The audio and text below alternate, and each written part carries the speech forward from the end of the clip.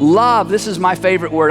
This was my word as a parent when my kids were going through middle school and high school that I had to learn, that love absorbs.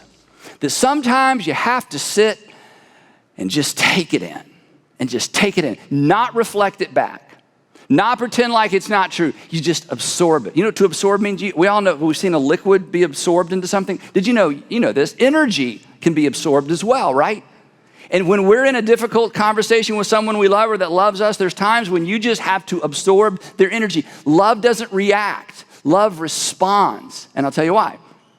Because love puts the other person's, this is key, love puts the other person's story ahead of their own story.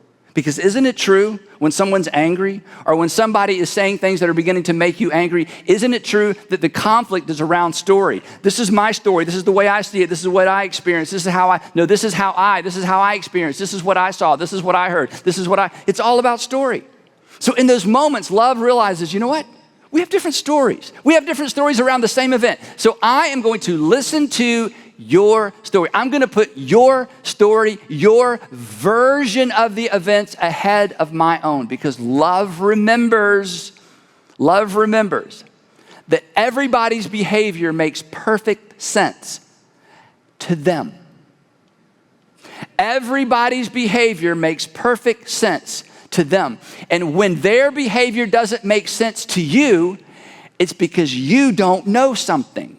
So love absorbs, and love listens, and love prioritizes the other person's story.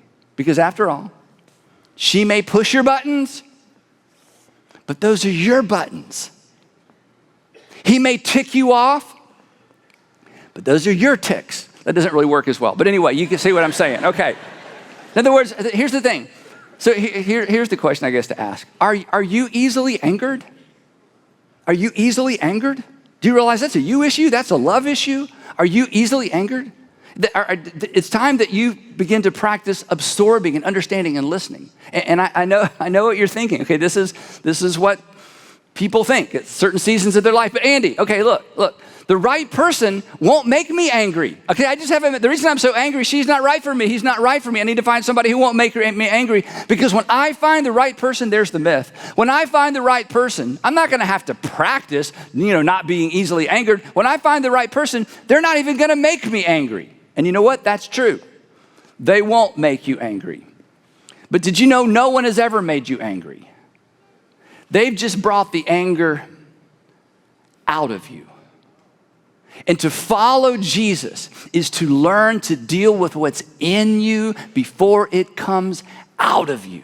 And to learn to absorb rather than reflect and deflect and respond in like kind. And you know what? For some of us, this is not an issue. For others of us, this is a big issue. But at the end of the day, it's a you issue.